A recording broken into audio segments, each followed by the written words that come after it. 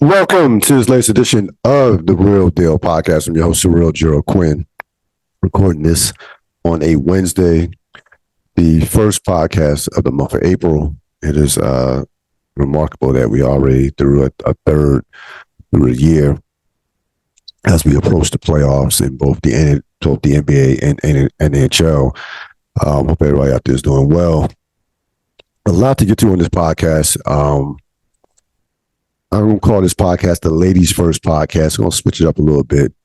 I know, I guess, again, I know we just celebrated Women's International Women's Month, the month of March, but guess what? We could just continue it into April as well.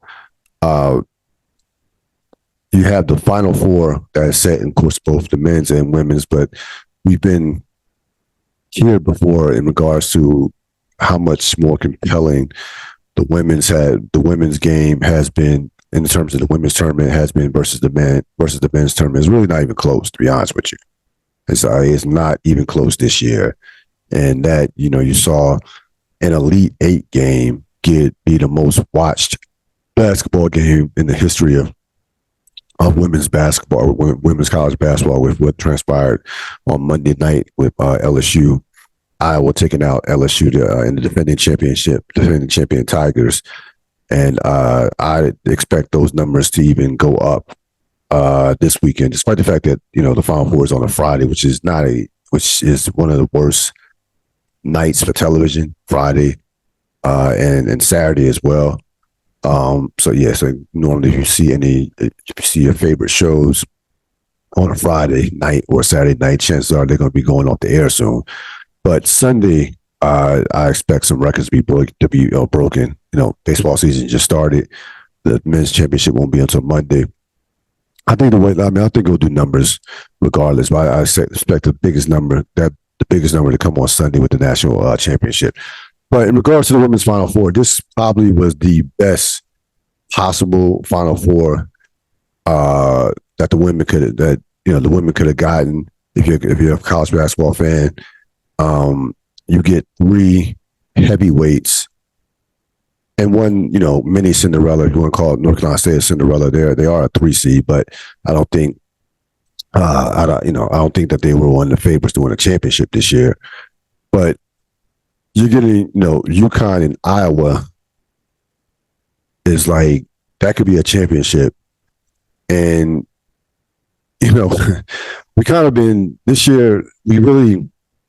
It's been a year of Caitlin Clark, Angel Reese, South Carolina. UConn is kind of going under the radar this year in terms of the national scene. They were a number 3 seed. They're a program that at one point in time absolutely owned college basketball. I mean, Gino Auriemma, the 11 national championships. They had a stretch where they won like 4 straight national championships. So, UConn being back in the Final Four, they kind of belong here. Like this, the Final Four is the women's game is right when UConn is at this level, and you're taking on an Iowa team that is seeking some redemption, coming off what happened last year in the national championship game against getting smacked by LSU. They got their revenge last week against LSU, this past week, a couple of days ago against LSU, in which was I wouldn't say it was a great game. The first half was tremendous. Second half, LSU just kind of fell apart at the seams. Caitlin Clark did what she does, and that was that. But it makes sense that UConn is here. Like, I'm happy that UConn is here because now, we have the potential for the torch to be snatched in regards to a possible UConn South Carolina final. If you remember comments that Gino Auriemma made about South Carolina's style of play not too long ago, the physicality of it, he was bothered by it. This is even before all the stuff that he said about the transfer portal. He specifically was calling out South Carolina's style of play because they were kicking his ass. It's just that simple. L. So that would be the final that I want that frankly I would want to see. Though I won't. Excuse me. I will not complain if Caitlin Clark, certainly college basketball and the powers that be, want to see Caitlin Clark against South Carolina, like the super player against the super team. But I personally would want to see UConn versus South Carolina. There's a lot on the line with this Final Four. Right now, college basketball, women's college basketball is popping right now. They have a ton of talent. Juju Smith. I know Angel Reese. They're going to lose some talent to the WNBA with Caitlin Clark and of course Angel Reese and a couple other players. But they have a number. They have some great talent, some talented players coming back. This is their moment, and they have your women's basketball, especially at the college game, filtering into the WNBA. You have to seize this moment right now. This is your moment. The men are down. It's that simple. I know Connecticut's going for back-to-back championships, but the men's game is down as far as the personalities, as far as the transfer portal, a lot of stuff, players on the move, coaches on the move, and what have you. Women's is it. The women's game is it right now. And they have an enormous opportunity right now to really go to go really take it to another level as far as drawing interest to the game. So, I expected this would be both these games will be somewhat competitive. I think South Carolina is going to handle NC State, to be honest with you. I expect the UConn Iowa game to be a classic. I mean, you're talking about two dynamic players in Paige Buckers from UConn and of course Caitlin Clark from Iowa. Listen, in regards to Caitlin Clark, I had some criticism of her, not of her game, but the attention that she was getting, not because I didn't think that she was as great as she is, but because I wasn't going to put her at a level of where I'm going to say that she's one of the greatest college basketball players I've ever seen. Now, she goes out there, wins 2 more games. We certainly have to revisit that, because the college basketball players that I've seen that have been put at this level have won not only one, but multiple championships. Multiple. But as far as her skill goes, her skill is undeniable. You're watching that game, and I'll say this: I mean, she's the closest thing that we've ever seen to Steph Curry, even closer than Trae Young, who has been a perennial All-Star and who not too long ago signed a supermax deal. She's close, like for what she can do, her range, her ball handling, her playmaking. In a college game, she's unguardable. There's really nothing you can do with her in a college game. Like I'm watching that game, thinking like, what? If I'm Kim Mulkey, what do I do? Like, how do I guard her? How do I contain her? You're not going to stop her. How can I even slow her down? You could throw double teams. She's going to find an open person. They have a bunch of 3-point shooters. Traps. She's a great ball handler. She was going by. You take a bad angle on her. She's at the cup. So there's really, on the college level, there was no way really to defend her. Like, there's no way to defend her. I'm almost at the point. I think, to be perfectly honest with you, like I think you just shut everybody else down, and she just gets her 35 to 45 points. I think you just shut everybody else down. The thing that killed Iowa, that killed LSU in that game. Yeah, Caitlin Clark dominated the game, 41 points, had all-time great performance, but they had other players that were knocking down threes left and right as well. There was Iowa's role players played great in that game as well. So it wasn't just Caitlin Clark by herself. So to me, my thing is, you can score 40, 45 points. We're just going to shut everybody else down, and we're going to limit your assists. You're not going to have 8 to 9 assists. We're going to keep your assists around 2 to 5. That's, to me, your best chance at taking Iowa out. Now, again, Iowa's not a great team. Like South Carolina, in terms of a complete teams, UConn and South Carolina are probably better teams. I know South Carolina's a better team. But right now, you have someone who's on a just this tremendous role. I mean, it's I know that they are probably high. It's kind of like Danny and the Miracles back in the day, but they obviously they're higher ranked than what Kansas was. I think Kansas was like a six seed that year that won the championship. If not lower, I think they were a six seed in '88 when they won the championship. So you get that great player, Glenn Rice with Michigan back in '89. Okay, and Michigan was a one seed. Um, I believe Michigan was a one seed that particular year, or somewhere not lower than three. But you saw Glenn Rice. I mean, you can see we've seen great individual players get hot and lead their team to championships. Purvis Ellison, '86 with Louisville. So this could be one of those years. This could be one of those years because I frankly didn't think that they were gonna. I thought LSU probably was gonna beat them again. I really did, and we'll get to LSU in a second. But there's nothing you can say about Caitlin Clark's game. Like if you don't like her game or if you have any criticisms about her game, then you just I don't know what you're watching. Like she's going to be able to, she can get buckets. She's going in the WNBA. She will be a top scorer in the WNBA. She will get buckets. Like I'd be curious to watch the WNBA and see in terms of how teams defend her because you have not seen a player with that type of range ever. With that type of range off the dribble. Like I remember a guy from Arkansas back in the day, Alex Dillard. He was on those teams in '94 and '95, the championship team in '94 and '95. They made it to the national. They were national runners up for losing to UCLA.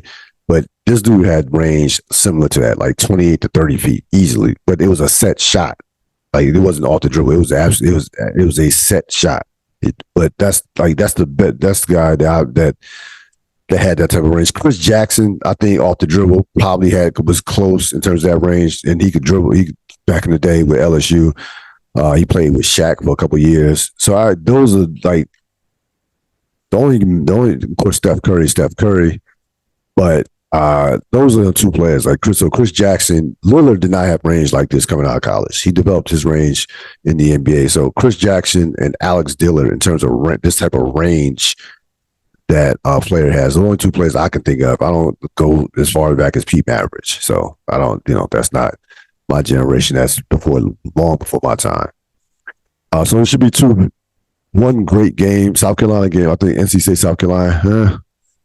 I don't know. I mean, South Carolina hasn't been dominant this year. I think last year their team probably was better last year, and definitely 2 years ago with their championship team. But they're still undefeated.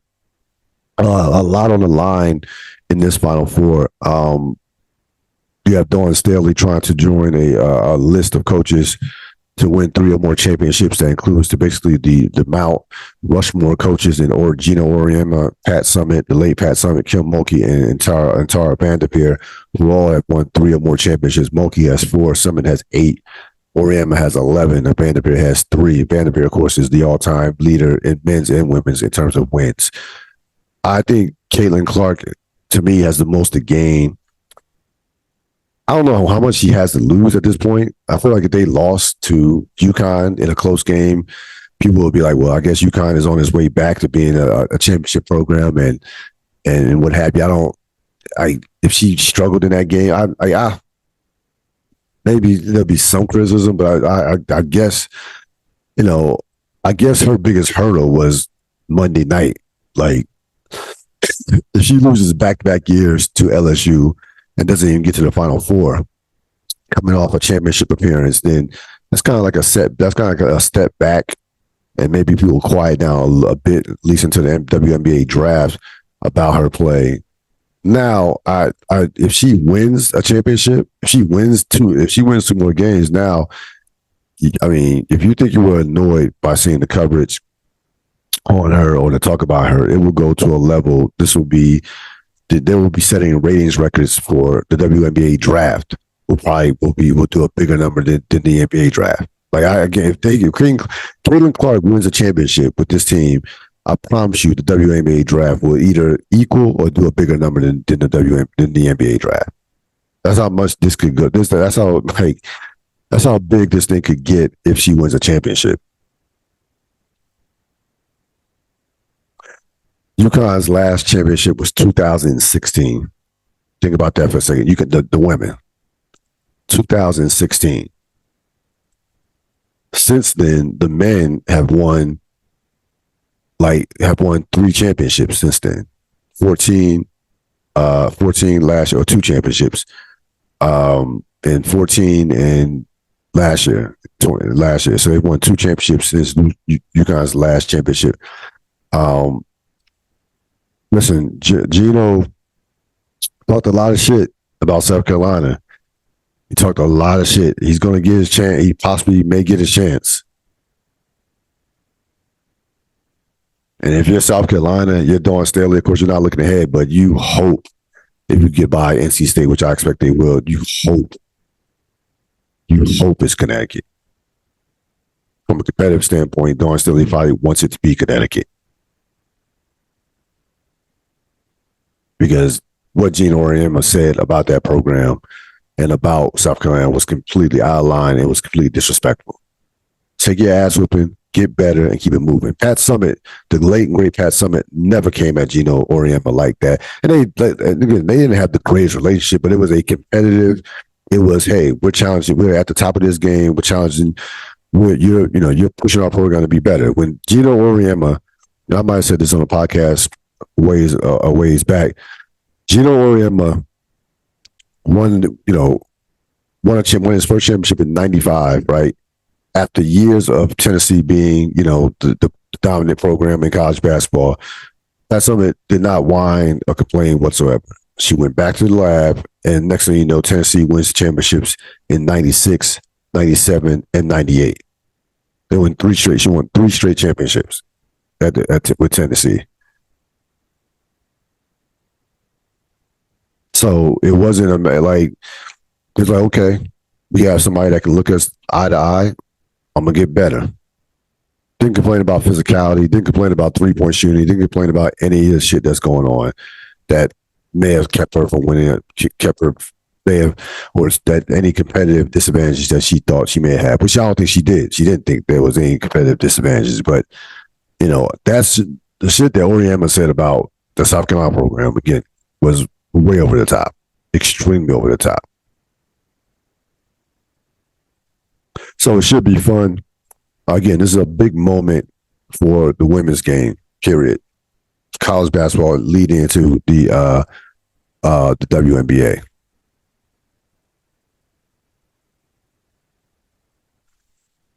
Sticking with the theme of the Ladies First podcast, I must do real thoughts. Early in this podcast, I've had the opportunity to listen to Beyonce's new album, Cowboy Carter, which came out last Friday. Let me preface this by saying this: I respect Beyonce as an artist, as a businesswoman, and what have you. Her longevity, been in the game well over 20 plus years, from Star Search up until now. We all know, the accolades and the awards and what have you. I'm not a part of the Beehive. You will never mistake me, or anywhere close mistaking me to being a part of the Beehive. And I have not been the biggest fan of Beyonce's albums. From a performance standpoint, she's one of the greatest live performers that we've ever seen. I'm not going to compare her and say she's better than Michael Jackson. I think it's going over the top, but she's up there. She's definitely in the conversation. And one of the great live performers we've ever seen in any genre of music, period. This album is, I'm not going to say it was her best work, but I think eventually over time, we'll probably be calling it her best work. This album is a masterpiece of sound. It's a masterpiece of storytelling. It is, it's the best album. Frankly, it's the best album I've heard in 2024.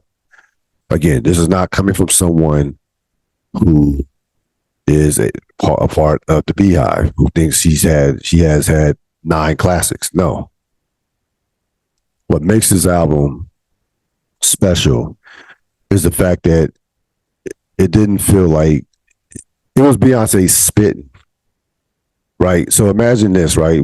I've criticized Drake about the fact that Drake has been more concerned about being a pop star, being commercial, being selling records or streams and what have you, than about the actual art of rap, or than the actual out spitting.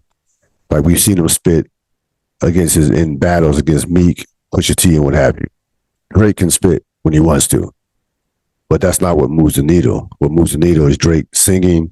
What moves the needle is Drake, performing for the ladies, his sex appeal. That's what moves the needle. That's why Drake has been the biggest hip hop act over the course of a decade. That's his choice. That's fine. But Drake will never be, to me, in the same conversation as some of the all-time great rappers. He just won't be just for that reason alone. On this album, Beyonce was not performing. It was not a performance to me. It was her telling a story, track by track by track by track. And it was that storytelling at its highest level. The production, the storytelling. Again, I'm someone, and I listened to her album twice. There are 27 tracks. I think 5 not skits, but interludes and what have you. So basically 22, 23 tracks of music. I'm someone who opts out once you get past 13 to 15 tracks. That's what I love about Nas. He's efficient. Like Nas does albums, 45 minutes, 50 minutes, and is boom, boom, boom. I say what I gotta say and keep it moving. You can listen to it multiple times in a day, depending on, you work out or your commute or what have you. When an album gets to that 15 or more tracks and 20 or more tracks and things like that, that many tracks, I'm normally out on it. Or I normally have a preconceived notion that I'm probably not going to listen to this more than a couple times, to be honest with you. That wasn't the case with this album. And again, this album came off to me like a novel, like a book and a film. And, there were times in the album that I thought that she was going to go in that direction where it was going to start to turn into like a performance, like if you witness one of her. I've never been to a concert, but I watched her concerts, and it was like, and then she would just pull it back and like, okay, this is a country album. This is a country album.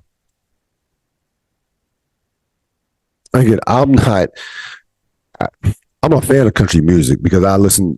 We know country music comes from African Americans, the blues and what have you. We understand that, right? Like that's the backlash of. It's funny. That's the backlash that she's receiving. The backlash that a lot of black artists who have dealt, who have tapped into country, not tapped in, who have done country have received from the industry and from this country, this racist country. But we know where country music comes from. She, again, it seems like she can just do whatever she wants to do as far as any genre of music. You walk away feeling like, damn, Beyonce, if she wanted to do calypso, could do calypso. Like if she wanted to do Beethoven, like that's how you feel about Beyonce in terms of her ability to, when she focuses in on something, when she locks in on something, puts her mind all the way to it. It's like, what can she not do from an artistry standpoint?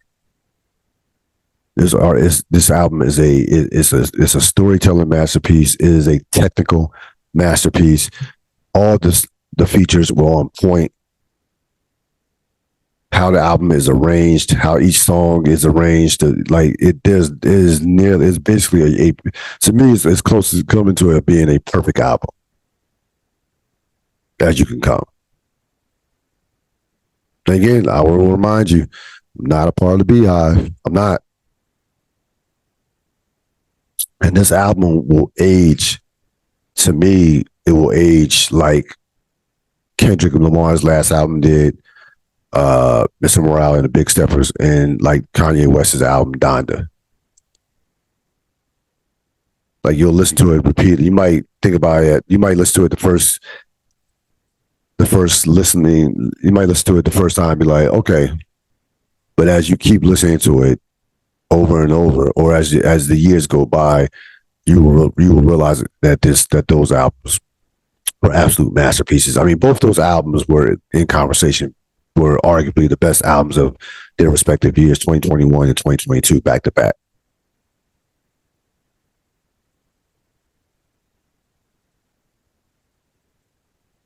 So I strongly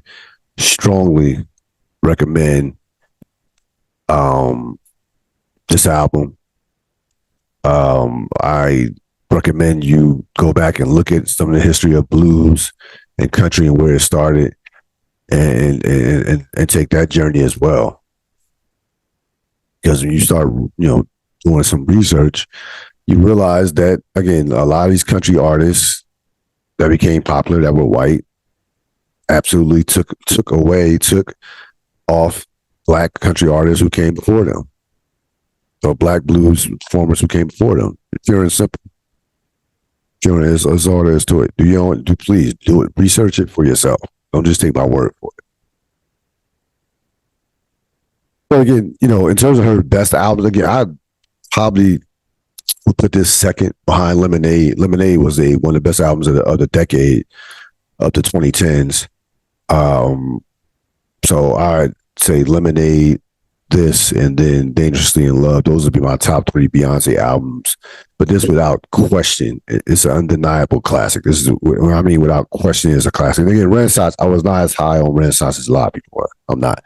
Very good album. I don't think Renaissance was great. That's just my personal opinion. Most people, especially if you're in the BI, would certainly disagree with that. And it's going to be interesting to see how this moves culture, how this affects culture.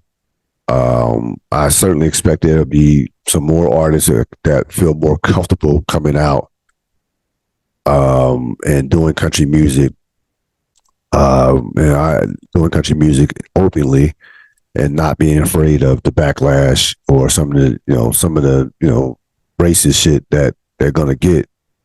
So I think this is a seminal moment in the culture to me. I think we're gonna look back at this and say like this album was a shifter in music culture. I really do. I think that we're going to look back at it and saying this is one of the most definitive albums of the decade. It's 2024. This will be a definitive album of this decade. When we're approaching 2030, God willing, we will be like looking at this as one of the best albums of the decade. There's no question in my mind. None. Just like we did with Pimp a Butterfly in the 2010s. Kanye's album. Man, why is that Twisted Dark Fantasy in the 2010s as well? Though there are certain albums that just that stand out. Illmatic in the 90s.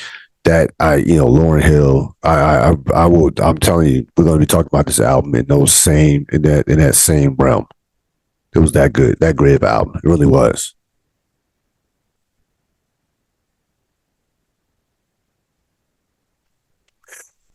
The deep dive. So we finally get to some men's college basketball. Again, I know the men's do have a college basketball. I know I've been kind of shitting on men's college basketball in the last couple of weeks, last month or so. But listen, I mean, look, this is what happens when you have, it's the men's game is not in a great place right now. I mean, perfectly honest with you, you have the transfer portal. You have you don't have definitive stars in the men's game.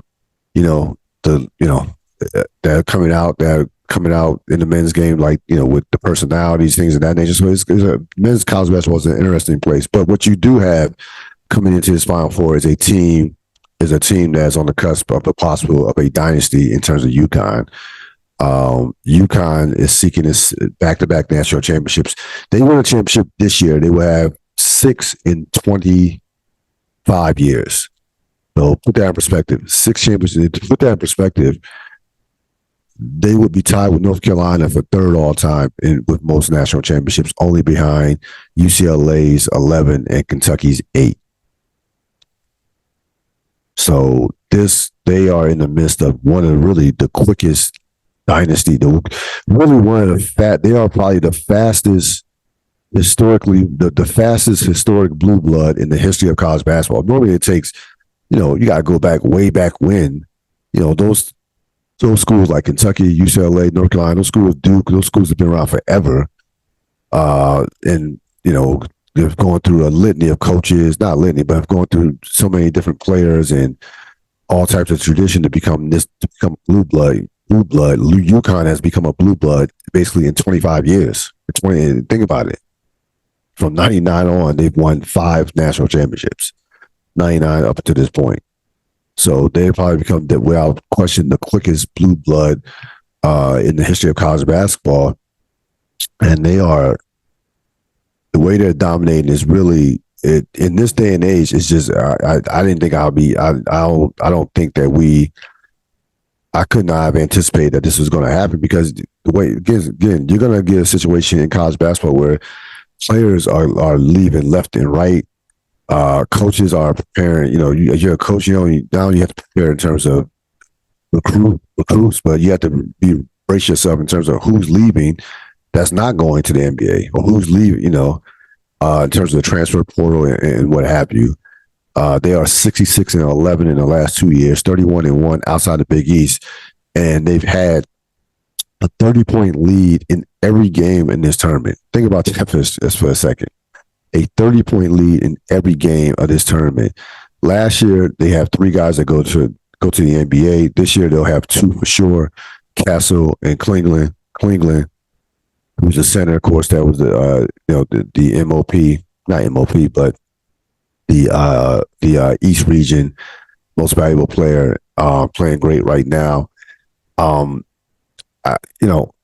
UConn. It's funny with UConn. After Calhoun leaves, normally, right, when you lose that legendary coach, it normally takes a while to recover, or normally you don't recover. Like, really, UCLA never recovered from losing John Wooden, per se. Like, I know Jim Harrick won a championship, and they've had some good teams in the past where they've gotten to the Final Four, but they really haven't gotten back to that level to where they've been perennial championship team, not a perennial championship powerhouse program. Indiana has never recovered from Bob Knight. Indiana hasn't recovered from Bob Knight. We'll see what happens with Duke. North Carolina was fortunate that they had basically one championship coach follow another. In terms of Dean Smith, like, you had Dean Smith, then Bill Guthridge, who had a short time in North Carolina, but was a great coach and his longtime assistant, and went to back-to-back Final Fours, and was a great coach. The late Bill Guthridge. Then they went through what they went through with Matt Doherty, but they were fortunate that they had somebody like Roy Williams, who was already an established big-time coach that was asked to come home by Dean Smith, and Roy Williams had a Hall of Fame career basically at Kansas and North Carolina.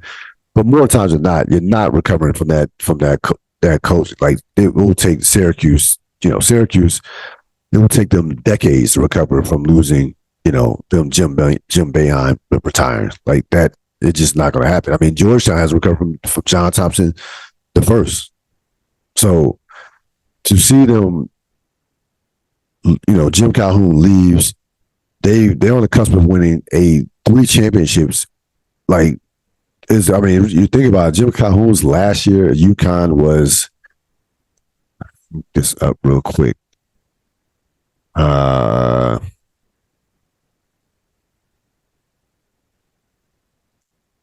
Jim Calhoun's last year. And Calhoun was certainly one of the great coaches in the history of college basketball in his own right.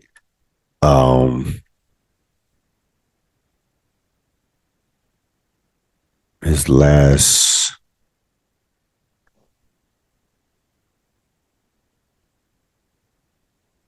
Yeah, his last year at UConn was 2012. So from 2012 up until this point, in 12 years, they're on the cusp of winning 3 championships in 12 years with 2 different coaches. Like that just doesn't happen. I mean, it just that does not happen in college sports, in college football or basketball. Recovering from losing that legendary coach. You gotta give Bob Hurley all the credit in the world. This program was not in great shape when he took it over. We know about what transpired with Kevin Ollie, with some of the recruiting violations. Now they tried to shit on him, but not give him by not trying to give him his money. That was wrong at the school. But he had those violations. He comes in the program 2 years, makes it a tournament. Not real big. Wasn't a contender the first 2 years, but still made it to a tournament. Year three wins a championship, and now you're talking about being on the cusp of doing something that hasn't been done since going back to 2006, 2007 with Florida, led by Billy Donovan, and they go into this Final Four clear the heads and shoulders above everybody as being a favorite. I know Purdue has sides with Edey.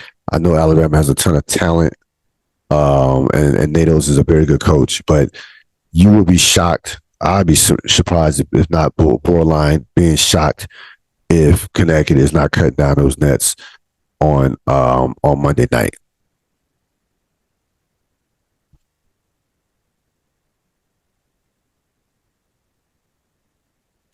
As far as the NBA goes, we of course are just a couple weeks away from the playoffs. The MVP is basically locked up with Djokovic. He's going to win MVP. Not so much unanimously, but he's going to win his third MVP. I was watching Denver and San Antonio last night. Fun game to watch. San Antonio has played relatively well the past couple week or so against some good teams. There was a point where Wembanyama was going toe to toe with Jokic, and then Jokic had another gear and just ended up with like 42 and 16. Does what he does, but Wembanyama almost had a quadruple double. You're talking like he has basically 23, 15, 8 assists and 9 block shots. Didn't shoot the ball well from the field. Was 9 for 29, but did everything else. Since the All-Star break, Wembanyama is averaging 23, 11, and 4 blocks a game. He, without question, should be in top 3. Can finish no less than second in Defensive Player of the Year.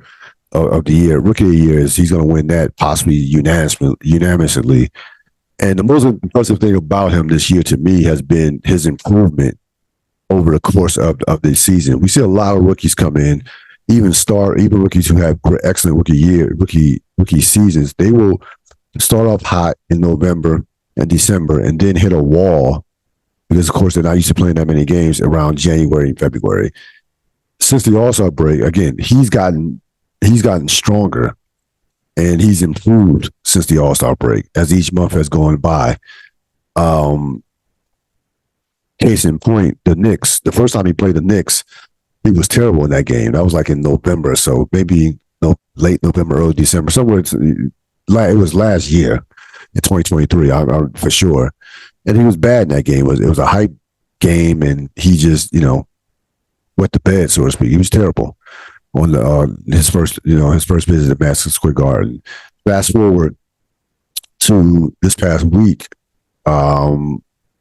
I believe it was Sunday. He goes for 40 on a game where Jalen Brunson scores 61. I think it was Friday, this past weekend, somewhere Friday or Saturday. I think it was Friday. He has 40 and 20, and they beat the Knicks. Again, with Jalen Brunson, of course, had 61 points, 40 and 20. So all the teams that played him the second time, especially on the Eastern Conference, say how much will speak to a man in terms of how much he's improved. And that tells me that he's a hard worker. Like, that tells me that he's not conceding that this season is some shit because the team sucks or that he probably would have won, and how competitive he is, because he doesn't improve, then Chet Holmgren is going to win rookie of the year. Period. Like, Chet Holmgren would have won rookie of the year if he stayed on his track that he was the first couple months of the season. And he wasn't bad the first couple months of the season. He was just extremely inconsistent and still trying to find his way. Now, again, San Antonio right now is a terrible situation as far as how they were using him. They don't know how to pass him the ball. He was playing out of position. He's playing the 4 instead of the 5. The center, playing the 5 has changed everything for him. But he has improved every month. And this guy, I'm telling you right now, he, without question, he's in conversation to be one of the greatest players of all time. He could be the greatest player in the history in the NBA history. He has that type of potential. And I don't say that. I don't say that often about any player. I didn't say that about LeBron when LeBron came out of high school. Like, this dude, I said LeBron, we thought he could be a great player. But I didn't say that this dude may end up being the greatest player of all time. No, I didn't. I don't remember hearing that. This guy has a chance to be the greatest player of all time. That is his ceiling. That is his potential. His baseline, at worst, he's a 10-time All-Star, 3 or 4-time Defensive Player of the Year, 2 or 3-time MVP, top 80 when they come out, and when the NBA comes out with his 80th anniversary team on that team, best player in the world within 2 years. Like, that's his baseline. That's his baseline. This is the worst that you're going to see this dude. These numbers that he's putting up. He's basically putting up, like, for the season, 21, 10, and 3.5 blocks. But he, like, again, he is not unicorn is not even the word. He's a alien. Like, we just never seen a player of this magnitude. And, he has to work on ball handling. Of course, has to get stronger. All he needs is really one go-to post move. That's all he doesn't need. Doesn't need to be Olajuwon in the post or Mikal. He needs one go-to post move, jump hook, whatever, and it's over. Because what he's going to do defensively is he's going to be probably the second best defensive player of all time behind Bill Russell. I don't see anybody ever. Bill Russell won 11 championships because of the defense he plays. I can't imagine anyone being a better defensive player than Bill Russell. I just can't. This dude can be this generation's Bill Russell, like, from that standpoint, in terms of dominance defensively. Not saying he's going to win 11 championships, but from a defensive standpoint, he could dominate the game like we've never seen before since Bill Russell. So, fun to watch. Again, San Antonio is on the clock for sure. Should not be that hard to build around them. It really shouldn't. You get shooters, you get guys who can, like, handle the ball, playmakers, and keep it moving. He's like, and I think guys are going to want to play with him. He's unselfish. He's a very underrated passer and a willing passer. He's like, you could throw it into Patrick Ewing, and Patrick Ewing was like a black hole. Like, you never would see the ball. Certain guys don't have that particular skill set. Like, they're not great passers. It's really like it's a very unique skill, especially as a big man to be a average to above average passer. Like the Jokic of the world, those guys are few and far between. So Rajon Rondo officially retired a couple of days ago. I like when these guys who we haven't seen in a million years retire, and it's like, damn, didn't you? We already thought you were retired to begin with. I mean, Rondo, Carmelo, Iguodala, those have been the guys in the recent couple of years that have retired when they've already been, in essence, retired. But you're going to hear a lot of talk about Rondo and Hall of Fame, and you're going to hear a lot of people say that Rajon Rondo is a Hall of Famer, especially the players. The players, of course, love, all the players. If the NBA players had their druthers, like everybody who's put on a uniform, like 95% of the players who put on a uniform would be in Hall of Fame. Like everybody's Hall of Famer amongst the players. Rajon Rondo is not a Hall of Fame. I love Rondo's game. Rondo, his team, he was a winner. His teams in the playoffs, teams that he played on in the playoffs were 17-8 in playoff series. There's nothing to sneeze about. And he was a big reason why his teams were constantly making long runs into the playoffs. He did have series where he outplayed. I've seen him have a series where he outplayed LeBron James. I've seen him have a series where he went toe-to-toe with LeBron James in 2012 and outplayed him in 2010. Okay. I've seen this. I've seen Rondo, in the NBA Finals against the Lakers in 2010. If not, so the Lakers win that series, probably he's the MVP. He's the Finals MVP. Okay. I thought he was a big part of, to be honest with you, I thought he was a big part of the Lakers winning their last championship in 2020. Obviously, you had LeBron and Anthony Davis as their top players, but I thought Rondo was excellent during that playoff run, especially as they got later on, got to the finals, when they got to the Western Conference Finals and beyond. I really thought he kind of stabilized their situation with, taking some pressure off LeBron. So, listen, Rondo, I put him in the Hall of very, very, very, very good. I really for me to call you a Hall of Fame, first of all, he was an all-star team 4 times, cool, all defensive a couple times. We know he won some assist titles. We also know he used to pad his assist stats at times. That's fine. But when I started thinking about Hall of Fame, to me, you have to be in the conversation at being best at your position at some point in your career. I don't think, Tracy McGrady is a borderline Hall of Famer. He got in, but I probably wouldn't have put him in Hall of Fame. But at least the argument was, at one point, Tracy McGrady was arguably the best 2 guard in the league, or top 2. There was a conversation with him and Kobe at about 2 years, somewhat. I don't know. I don't think Rondo's ever even been a top 5 point guard in this league, let alone best at his position. So I can't, again, for his career, the numbers don't really tell the story. Like, his numbers are like 11-8 for his career. He's much better than those numbers. But at the same time, he never was anywhere close to being a dominant player at his position. He just wasn't. And we all know LeBron James loves Rondo, high basketball IQ, playoff performer. We also know that his own teammates in Dallas refused to give him his playoff shares as well. So we gotta keep that in mind. As a player, again, he was a very, very, very, very good player. I put him in the same category as I would Iguodala, as I would Shawn Marion. Neither one of those guys, I feel like, should be in the Hall of Fame. Iguodala will definitely get in. Based off the championships alone, Iguodala will get in. Marion might get in. I wouldn't put him in the Hall of Fame either. So, that's just my opinion in terms of that. He was an excellent player. I think Rondo would, I could see him coaching one day. I absolutely could see him coaching someday. Again, just a talented playmaker, excellent defensively, and was absolutely fearless. He had no fear. He could be competing against Kobe, LeBron, whoever. Had zero fear of anybody that was on the court. And then Willie, when he's with the big 3 in Boston, had no fear of them as a young player. No, none. So I think he's had an excellent career, but not a Hall of Fame.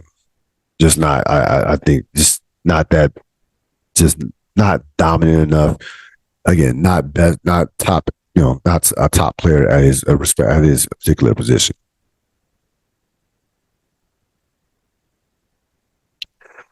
Who won the week? I would have to say we had a lot of candidates. It was a good week for a few people. I have to say the NC State, North Carolina State Wolfpack. DJ Burns here, who was the MOP of the region, of the West region. Excuse me, not the West region, of the the South region as they beat Duke. And I did take some, even though North Carolina lost, I did take some joy in Duke losing. To be honest with you, North Carolina State makes their first Final Four since '86 or '83. It had been going back to Jim Valvano, and it might have been their first regional final since '86. There's a team. I watched North Carolina State because I watched the NCAA, I watched the ACC tournament this year closely. They wouldn't even been in the tournament had they not beat North Carolina. Like even that win over Duke was not enough. So they had to win that tournament just for them to make the win to make it to the NCAA tournament, and they got there and just completely took off. And they are the epitome of a Cinderella. The ACC is always great when you have it's been rare when all three of those teams were good to great in terms of the North Carolina State, Duke, and North Carolina State. So obviously huge for that program to get back to the Final Four. They have a lot of shooting. We know what DJ Burns can do. I know the NFL is trying to possibly get him, get a look at it in terms of the NFL. But I feel like if he drops about 30 pounds, that he could be a serviceable NBA player. He has a lot of skill, footwork, some inside moves. I think he could. I think he could have a serviceable career in the NBA if he went that route. But yeah, North Carolina State absolutely won the week. You think about their last couple of weeks. They have 2 wins over North Carolina. I mean, a win over North Carolina and 2 wins over Duke, and had to win every single one of those games in order to get to where they are at right now. And listen, I think you have UConn. Look at the Final Four. UConn, Alabama. Alabama has a lot of weapons. I watch they can score with anybody. They're gonna have to make a zillion threes to stay in the game with UConn. They really are. They're gonna have to absolutely dominate that 3-point line in order to have a chance in that game. I could see that game being close for a half, but UConn just kind of wears on you over the course of 40 minutes. I expect them to pull away like in the second half. That the North Carolina State Purdue game, I actually like North Carolina State. I'm still not sold on Purdue. To be perfectly honest with you, I think North Carolina State. I think DJ Burns could bring Edey out. To be honest with you, could bring him out as far on the perimeter. North Carolina State can also get high from the 3-point range, and North Carolina State is battle tested. They're not afraid of anyone. They played in the ACC proved to be better than what people expected. You see, Clemson, Duke, and North Carolina State get to the Elite Eight. You see 4 teams, North Carolina, including that, get to the Sweet 16. So the ACC has had a big tournament, to say the least, when the ACC was getting shit on over the course of this regular season. I know what happened to Virginia in the first 4, but whatever. Come tournament time, the ACC performed extremely well. So North Carolina State is battle tested. They beat Alabama. They didn't beat Alabama, but North Carolina State, again, played a decent schedule and again played within the conference. We know what they did within the conference, especially late. I'm not in love with Purdue. I just don't. I know Edey's excellent on the college game and at the college level will be a serviceable pro because of his sides. I wouldn't take him as a lottery pick though. I heard that. I'm good. Maybe late first round, early second. I'm not taking him as a lottery pick. But I like North Carolina State in the game. So I think come Monday night you will have North Carolina State and UConn. And again, I'd be hard pressed to see anybody else outside UConn cutting down the nets. That's going to wrap it up for this latest edition of the Real Deal Podcast. Enjoy your evening and the rest of your week. So long.